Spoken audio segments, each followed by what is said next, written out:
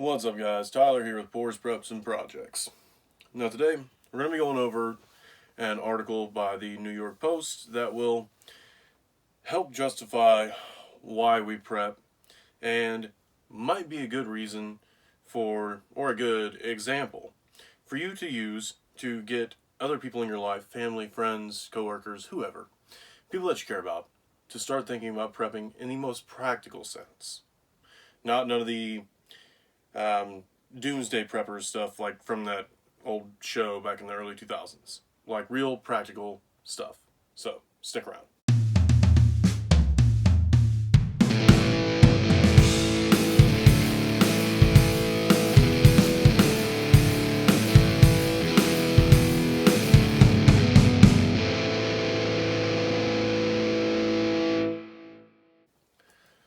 So the article is about the White House administration talking with NATO at the summit, right down to brass tacks. And that is that Russia and Ukraine are the breadbasket of Europe. And to the world, they export about a quarter of the world's wheat and grain. So, yeah, take the supply chain for the entire world, cut a quarter out of it. That's not good. And when this war started, when it was about to start, when they were having meme wars on Twitter, Russia and Ukraine, there were channels like Canadian Prepper and City Prepping and many others I didn't mention who were telling us, hey, watch out, food shortages incoming, because if these countries went to war, which they have, sanctions being put on Russia, nobody's buying shit from them, hardly at all, and Ukraine, well, they're a little busy right now, so I don't think they're going to be exporting too much. With all that in mind, Biden, quote, with regard to food shortages, yes, we did talk about food shortages, and it's going to be real, end quote.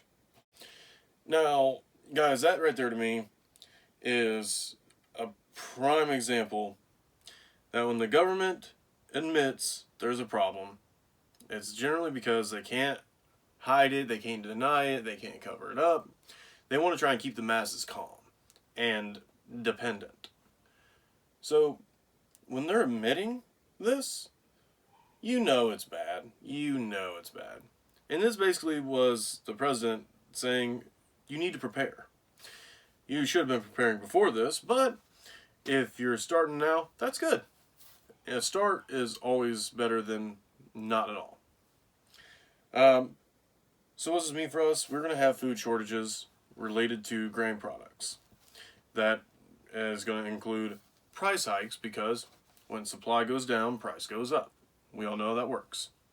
Also, February, we had inflation of 7.9%. That is a lot. And if it keeps going that way, that's going to be real bad. Like 1940s Germany, guys rolling down the street with wheelbarrows full of cash to get a loaf of bread. I really don't want to see that in this country with inflation, with our currency being devalued, and with the stuff going on with the war. There are things in that are devalued.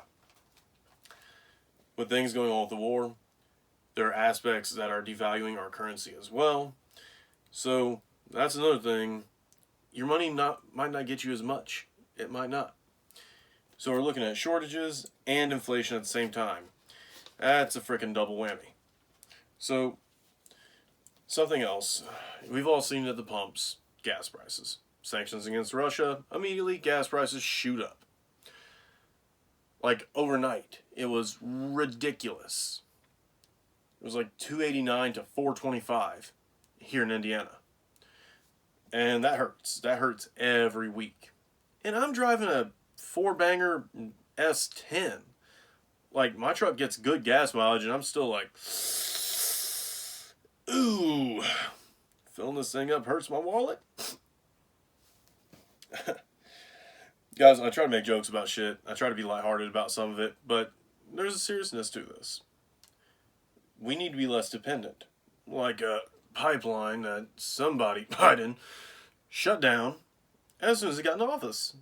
Hey, maybe having our own oil would make things a little easier right now.